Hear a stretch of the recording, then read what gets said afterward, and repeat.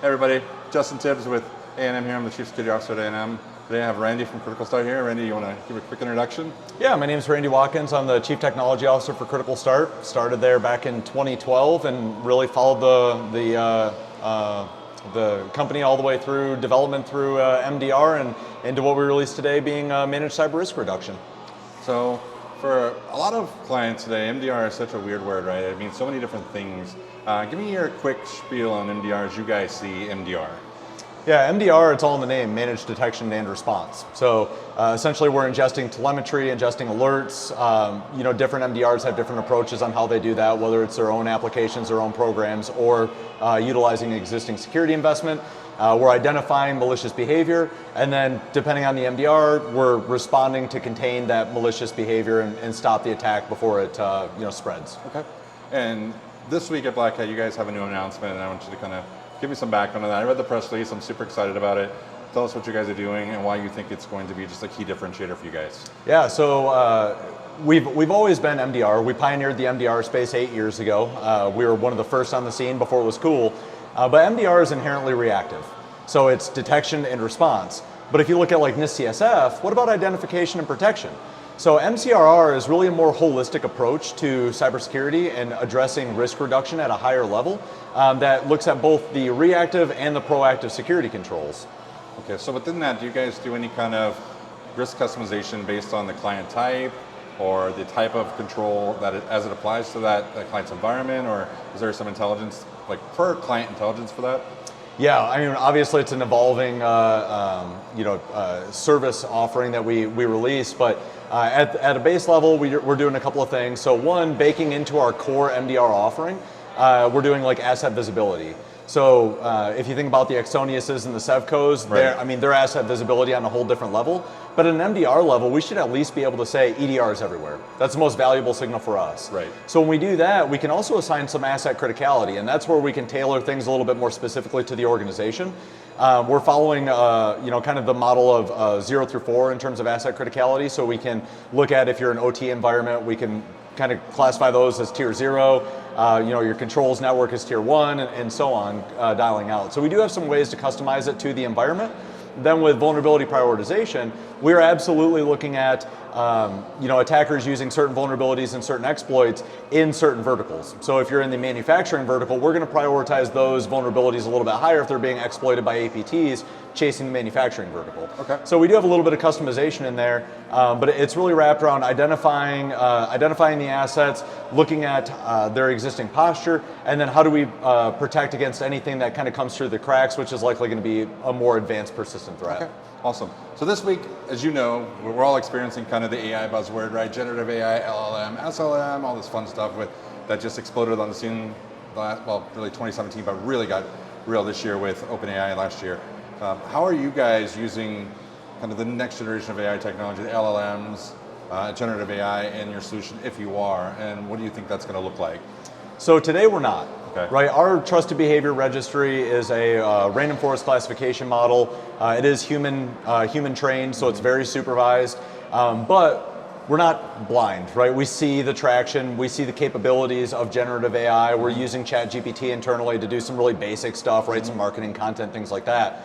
To integrate it into the product, though, we're looking at how can we augment the humans. We're not going to replace our analysts, but if we can make them more efficient and more effective, and really what the generative AI, what we found it's good at is recommendations for postural improvements. So our analysts can come up with a few core kind of postural improvements, but if we can run it through an engine that we train with our data and it's a private engine, then we can come out with 3, 4, 5, 6 more improvements that a customer can make and map it to MITRE and map it to CSF. Right. There's a lot of automation that you can drive with those LLMs to make your recommendations a little bit more contextual to the environment, to the organization, to the industry and vertical as well. So that's where we're really looking to integrate some of these LLMs, GPTs. Okay. It's fascinating because this week we've had a lot of conversations, and one of the things that is kind of this recurring theme with technologists or practitioners like us is AI is a tool that wants to make you happy was a quote I heard which I absolutely loved. I was like, it's a t-shirt. Yeah. But then this kind of recurring one is AI is a tool that should not be in front of humans, but should be behind a human with a human controlling it. Yeah. And it sounds like you guys are on the same page with that, where it's, we don't want to replace anything. We want to have our intelligent analysts using the tool as it's necessary, but the tool is not the end all be all.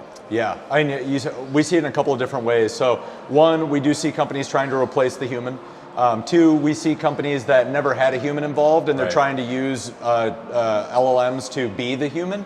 And then there's companies like us that are trying to augment the human. With the hallucinations, I mean, we saw GPT-4, now it can't recognize a prime number. Right. Like there's a lot of regression going on right now because it's starting to train on larger kind of not proven data sets. Right. So we are training it with our models. We do have a human in front of it. It is a human-led decision to accept or decline the recommendations or whatever it spits out. And it is a human that will revise it before escalating it. Mm-hmm. But like I said, efficiency and effectiveness, I mean, LLMs are going to give us a big advantage. Yeah, and I agree with the model. I think realistically, the human training is always a big part of an LLM anyways, a good LLM, let's be real. Yeah. Right, so being able to have your analysts go, negative, that's not a thing, negative, it's not a thing, oh, this is good, continue doing this behavior. I think that's the preferred, and to me, differentiated model, instead of simply allowing OpenAI, ChatGPT to say, hey, I found this on Pastebin, you should check this out. Yeah. Right? Which seems to be some vendors I've talked to are kind of, well, we used to use these LLM models and they ingest and we kind of filter them, right? Yeah. So to me, I think your model sounds more disruptive. It's the right model. I guess maybe disruptive is maybe not the word, but it sounds like the right way to do something where it's like, hey, we're continuously training because we work with an LLM, you're training, right? So I think that's pretty cool. Is there anything else innovative you guys are kind of working on that you can share without getting in trouble?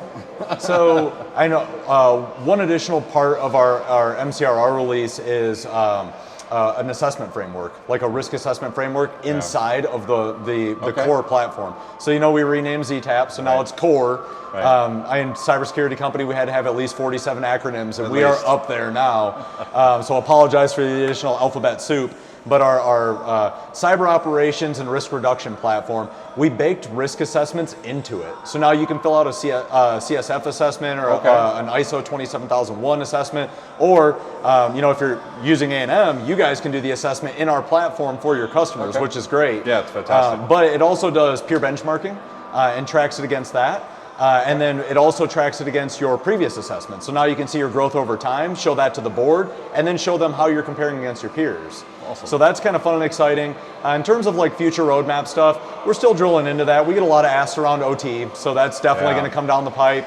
That's going to be more of a managed detection and recommend and escalate, because nobody wants us to isolate their controls. Right. So looking at OT, attack surface monitoring is something that we're absolutely going to have to bring into it. Mm-hmm. Maybe looking at something like a bird dog for an integration. Fair. But yeah, we got a lot of exciting things coming down the pipe. I'm more excited now than I have been in the last 4 years for the company direction. Nice.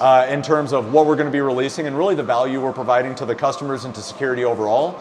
I think MCRR is a large umbrella that a lot of new MDRs are going to start falling under as they expand their portfolio, and we're excited to be leading the way in that effort. Yeah, no, I agree. I think you guys have always been kind of leading the charge, even with the early days when you grabbed the kind of the Microsoft endpoints early on, and people are like, "What are you doing?" And you're like, "This is going to be a thing," and now it is a thing. And someone asked me earlier, "Who is the go-to Microsoft MDR provider?" I was like, "Without a doubt, it's Critical Start." Appreciate Undoubtedly, you. Like having. Full disclosure, we've been friends for a long time, right? Yeah. But watching you guys go through just that iteration where even I was like, Defender? What? Everybody's going Carbon Black or they're going somewhere else, and you guys grabbed that and saw that and you just leapfrogged everybody. So to me, I think you're just doing it again, right? You're in another iteration where you're like, okay, we're not going to stand by and just be followers. We're going to actually lead the space, provide a lot of value, and that's where I really value the partnership, right? Where we know that you guys are going to deliver insane things for our clients and be bleeding edge as well, and constantly thinking about how to drive that secure outcome with them. Yes. That I appreciate a lot. Yeah, it was really about forgetting what the MDR market was and thinking about the problems we were trying to solve. Yeah. We see the shift. I mean, if you go upstairs, exposure is all the buzzwords up there. Mm-hmm. So thinking about what the market was pivoting to and making sure we were addressing the problems that our customers were facing. That's how we came out with MCRR, and that's why we're partnered up with A&M to help us deliver those secured outcomes for our customers. I appreciate it. Thanks for taking the time, Randy. Always a pleasure, my friend. Absolutely, man. I appreciate it. Great talking to you. You too.